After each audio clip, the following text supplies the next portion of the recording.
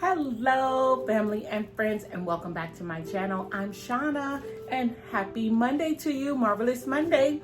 We all survived Easter weekend. Yay! I hope it was a nice weekend full of fun and family and friends and just relaxation. All right, my friends. Well, let's get busy with our prayer and review so we can start our reading for today.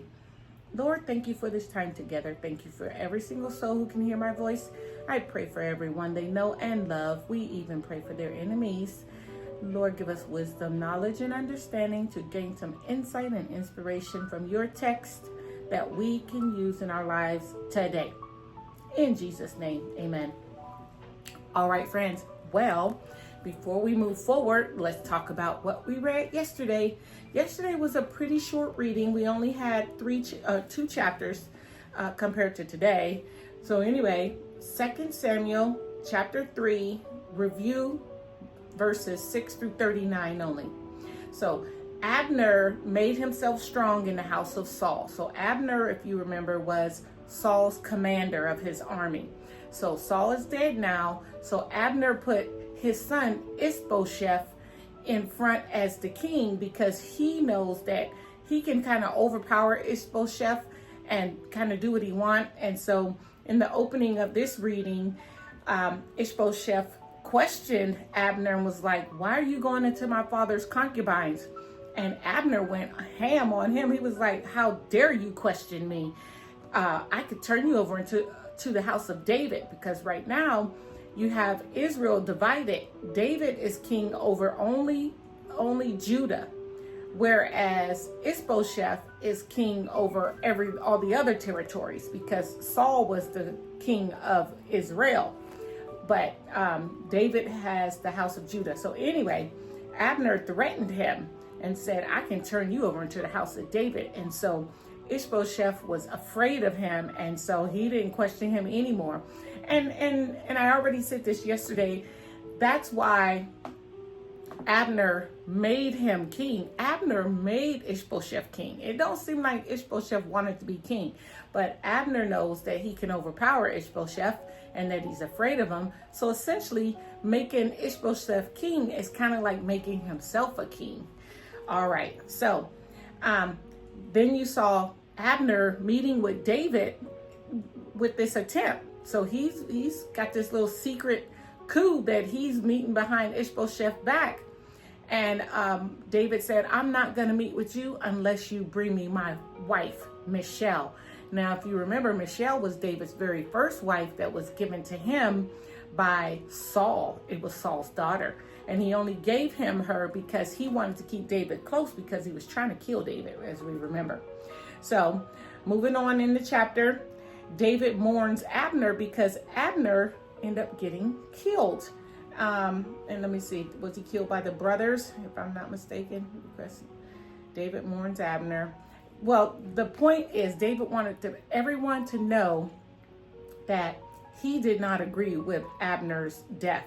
So these two brothers killed Abner against David's will. And so he made that very clear because he didn't want them coming for him, right? Because Abner had a lot of support because he was the commander of Saul's army. And right now Saul has quite a bit.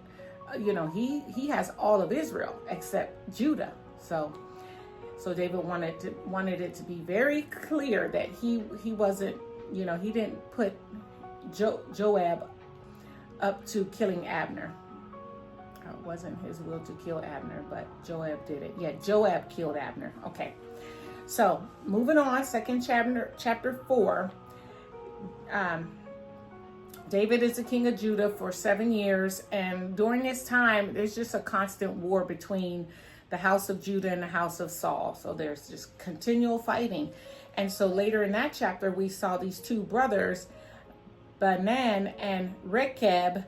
They killed Ishbosheth because now, if you think about it, Abner is dead now because the commander of David's army killed Abner.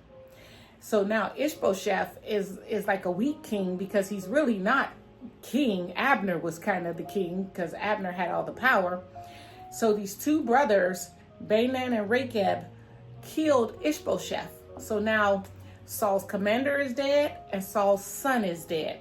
But David was angry because David didn't agree to them doing that. They killed Ishbosheth in his bed and cut off his head and brought it to David. And David had them two killed as a consequence because he didn't tell them to go and kill nobody. They just did that on their own. So that leads us to our reading today. All right, friends. We have quite a bit of reading. At least it looks like a whole lot, but they're very short chapters, and a lot of it is repeat. When we get to the Chronicles, it's going to kind of repeat what we learned in 2 Samuel. But again, we're just reading the chronological Bible, and it's, following the schedule. So we're, just going to do as it tells us, if you will. Okay, so let's get started. It's going to start us off on 2 Samuel chapter 5, verses 1 through 3. Then all the tribes of Israel came to David at Hebron and said, "Behold, we are your bone and flesh. In times past, when Saul was king over us, it was you who led out and brought in Israel. And the Lord said to you, you shall be shepherd of my people Israel, and you shall be prince over Israel." So all the elders of Israel came to the king at Hebron, and King David made a covenant with them at Hebron before the Lord, and they anointed David king over Israel. So even though David didn't put those brothers up to killing Ishbosheth, it benefited David in the long run, because now he's king over all of Israel, and we don't have this divided land anymore. Moving on, 1 Chronicles 11, verse 1. Then all Israel gathered together to David at Hebron and said, "Behold, we are your bone and flesh. In times past, even when Saul was king, it was you who led out and brought in Israel. And the Lord your God said to you, you shall be shepherd of my people Israel, and you shall be prince over my people Israel." So all the elders of Israel came to the king at Hebron, and David made a covenant with them at Hebron before the Lord, and they anointed David king over Israel according to the word of the Lord by Samuel. All right, so that was a repeat. Now it takes us to 1 Chronicles 12, verse 23. These are the numbers of the divisions of the armed troops who came to David in Hebron to turn the kingdom of Saul over to him. According to the word of the Lord, the men of Judah bearing shield and spear were 6,800 armed troops. Of the Simeonites, mighty men of valor for war, 7,100. Of the Levites, 4,600. The prince Jehoiada of the house of Aaron, and with him 3,700. Zadok, a young man mighty in valor, and 22 commanders from his own father's house.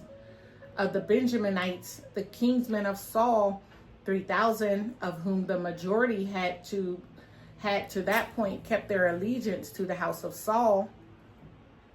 Of the Ephraimites, 20,800 mighty men of valor, famous men in their father's houses. Of the half tribe of Manasseh, 18,000, who were expressly named to come and make David king.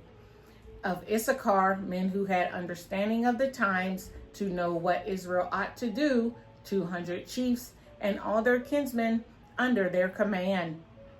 Of Zebulun, 50,000 seasoned troops equipped for battle with all the weapons of war to help David with singleness of purpose.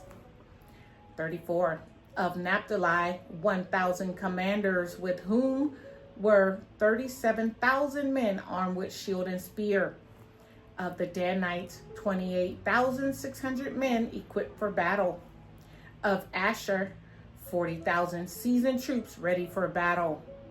Of the Reubenites and the Gadites and the half tribe of Manasseh from beyond the Jordan, 120,000 men armed with all the weapons of war. Wow, I could just picture, it's a ton of people here. 38. All these men of war, arrayed in battle order, came to Hebron with a whole heart to make David king over all of Israel. Likewise, all the rest of Israel were of a single mind to make David king. And they were there with David for 3 days, eating and drinking, for their brothers had made preparation for them, and also their relatives from as far as Issachar and Zebulun and Naphtali came, bringing food on donkeys and on camels and on mules and on oxen, abundant provisions of flour, cakes of figs, clusters of raisins, and wine and oil, oxen and sheep, for there was joy in Israel. Oh man, you talking about a party. This sounds like a block party of epic proportions. It's a block party from all the ends of Israel, all the tribes mounting up, coming with all their valor and all their men saying, we are behind you, David. Wow. I'd love to see that, or just like, I'm just picturing it, but like see it in a movie or something, some AI depiction of that. I bet it's mind-blowing. All right, next is taking us to 2 Samuel chapter 5, verse 17. When the Philistines heard that David had been anointed king over Israel, all the Philistines went up to search for David. But David heard of it and went down to the stronghold. Now the Philistines had come and spread out in the valley of Rephaim. And David inquired of the Lord, shall I go up against the Philistines? Will you give them into my hand? And the Lord said to David, go up, for I will certainly give the Philistines into your hand. 20. And David came to Baal Perazim, and David defeated them there. And he said, the Lord has broken through my enemies before me like a breaking flood. Therefore the name of that place is called Baal Perazim. And the Philistines left their idols there, and David and his men carried them away. 22. And the Philistines came up yet again and spread out in the valley of Rephaim. And when David inquired of the Lord, he said, you shall not go up. Go around to the rear and come against them opposite the balsam trees. And when you hear the sound of marching in the troops of the balsam trees, then rouse yourself, for then the Lord has gone out before you to strike down the army of the Philistines. And David did as the Lord commanded him, and struck down the Philistines from Geber to Gezer. Geba to Gezer. Okay. No review. We'll just plug on because we got a lot of reading today. 1 Chronicles 14, verse 8. When the Philistines heard that David had been anointed king over all Israel, all the Philistines went up to search for David. But David heard of it and went out against them. Now the Philistines had come and made a raid in the valley of Rephaim. And David inquired of God, shall I go up against the Philistines? Will you give them into my hand? And the Lord said to him, go up, and I will give them into your hand. And he went up to Baal Perazim, and David struck them down there. And David said, God has broken through my enemies by my hand like a bursting flood. Therefore the name of that place is called Baal Perazim. And they left their gods there, and David gave command, and they were burned. And the Philistines yet again made a raid in the valley. And when David again inquired of God, God said to him, you shall not go up after them. Go around and come against them opposite the balsam trees. And when you hear the sound of marching in the tops of the balsam trees, then go out to battle, for God has gone out before you to strike down the army of the Philistines. And David did as God commanded him, and they struck down the Philistine army from Gibeon to Gezer. And the fame of David went out unto all the lands, and the Lord brought the fear of him upon all nations. All right, so let me see something real quick. So that sounded exactly alike, but the difference is in the very last chapter, the very last verse, he struck down the Philistines from Geba to Gezer, last reading, and now this one from Gibeon to Gezer. So just caught that. So basically he's just, defeating the Philistines and knocking them all out. And like I said, and the fame of David went out into all the lands, and the Lord brought the fear of him upon all nations. So he's basically kicking butt, taking names, becoming famous because of it, and feared and famous. All right. Next reading is 2 Samuel chapter 5, verse 6. And the king and his men went to Jerusalem against the Jebusites, the inhabitants of the land, who said to David, "You will not come in here, but the blind and the lame will ward you off," thinking, "David cannot come in here." Nevertheless, David took the stronghold of Zion, that is, the city of David. And David said on that day, "Whoever would strike the Jebusites, let him get up the water shaft to attack the lame and the blind, who are hated by David's soul." Therefore it is said, "The blind and the lame shall not come into the house." And David lived in the stronghold and called it the city of David. And David built the city all around from Millo inward. And David became greater and greater, for the Lord, the God of hosts, was with him. So as long as God is with you, you're invincible. And David is he's shaking and baking. Next reading, 1 Chronicles chapter 11, verse 4. And David and all of Israel went to Jerusalem, that is Jebus, where the Jebusites were, the inhabitants of the land. The inhabitants of Jebus said to David, "You will not come in here." Nevertheless, David took the stronghold of Zion, that is the city of David. David said, "Whoever strikes the Jebusites first shall be chief and commander." And Joab, the son of Zeruiah, went up first, so he became chief. And David lived in a stronghold, therefore it was called the city of David. And he built the city all around from Millo in complete circuit. And Joab repaired the rest of the city, and David became greater and greater, for the Lord of hosts was with him. So it's not surprising that Joab went up first and became David's chief. He was already the commander of David's army when he just had what's that land that he had at first? Starts with a J. Good grief, I'll be forgetting stuff. Judah. Judah. So Joab was already his commander. Now Joab went up first, and now he's the commander, the chief of his army, and remember, his army is gigantic now because all the tribes rallied behind David. But one thing that I just noticed here, Joab killed Abner, but David, even though he didn't agree, David didn't have Joab killed. But those brothers killed Saul's son, and he had the two brothers killed. I wonder why, like the difference. Because Abner was worse than Ishbosheth, Saul's son. Abner was even worse because Abner was really ruling. I don't know. It's just interesting, just making some connections along the way. Okay. Any feedback, you're always welcome to comment. But yeah, I find that interesting. David didn't have Joab put to death, but he had the brothers put to death. Interesting. Okay.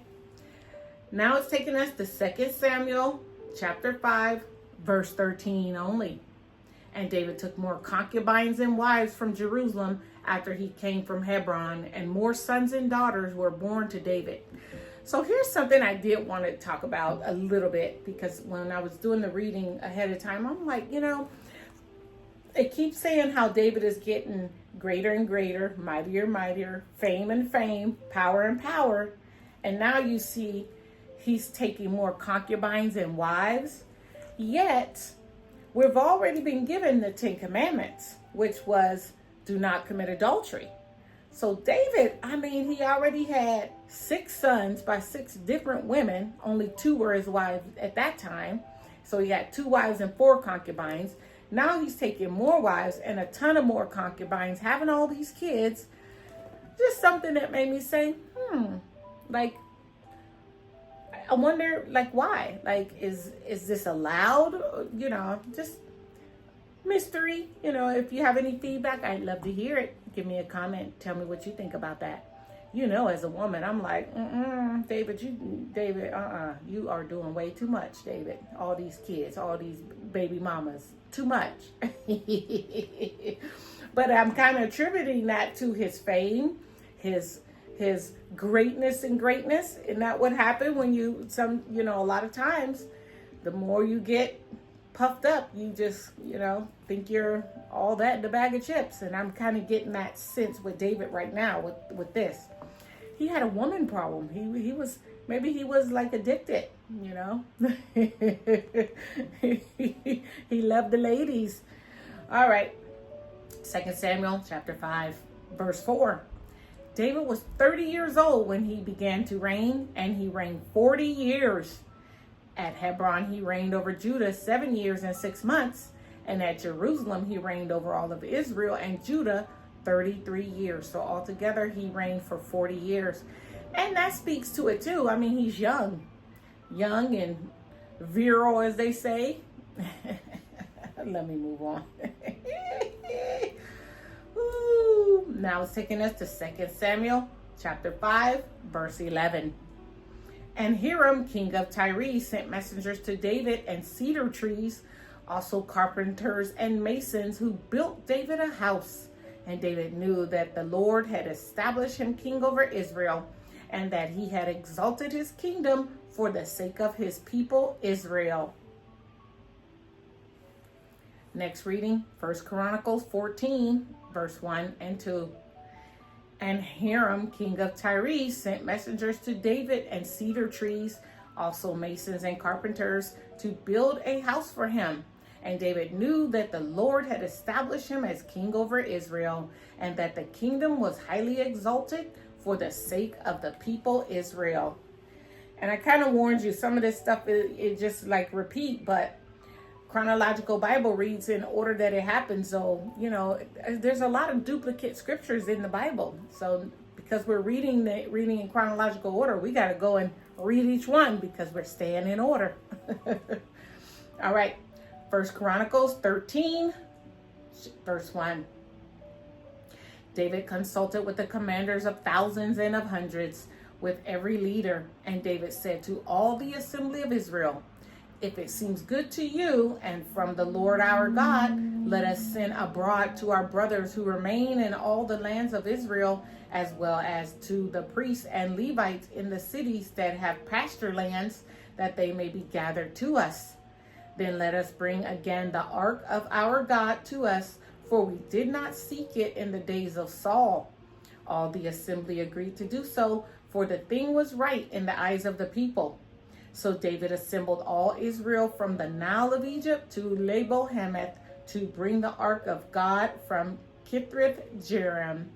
Okay, so David's all set up. He conquered all of Israel, and he's like, let's bring the ark of God right here by us. Put it in the center. You want to bring it to the holy city, the King of David. All right, almost there.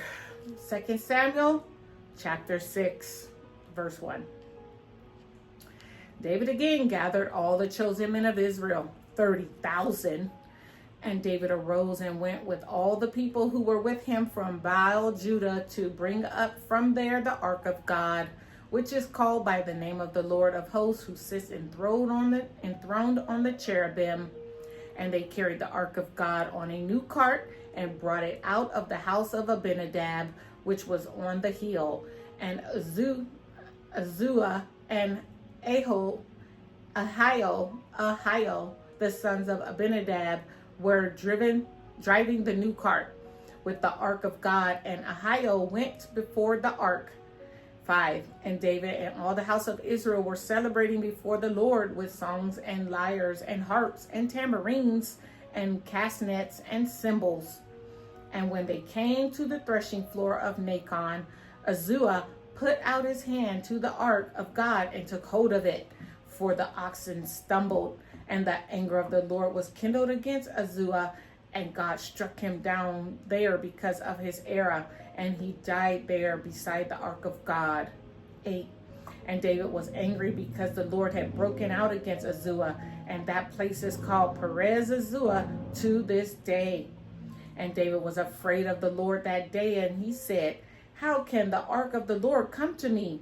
So David was not willing to take the ark to the Lord into the city of David, but David took it aside to the house of Obed-Edom and the Gittite. And the ark of the Lord remained in the house of Obed-Edom the Gittite 3 months, and the Lord blessed Obed-Edom and all his household. All right. Here's our last reading for today. 1 Chronicles 13, verse 6. And David and all Israel went up to Baalah, that is to Kithrath-jearim, that belongs to Judah, to bring up from there the ark of God, which is called by the name of the Lord, who sits enthroned above the cherubim. And they carried the ark of God on a new cart from the house of Abinadab, and Uzziah and Ahio were driving the cart. And David and all of Israel were celebrating before God with all their might, with song and lyres and harps and tambourines and cymbals and trumpets. 9. And when they came to the threshing floor of Chidon, Uzziah put out his hand to take hold of the ark, for the oxen had stumbled. And the anger of the Lord was kindled against Uzziah, and he struck him down because he put out his hand to the ark, and he died there before God. And David was angry because the Lord had broken out against Uzziah, and that place is called Perez Uzzah to this day.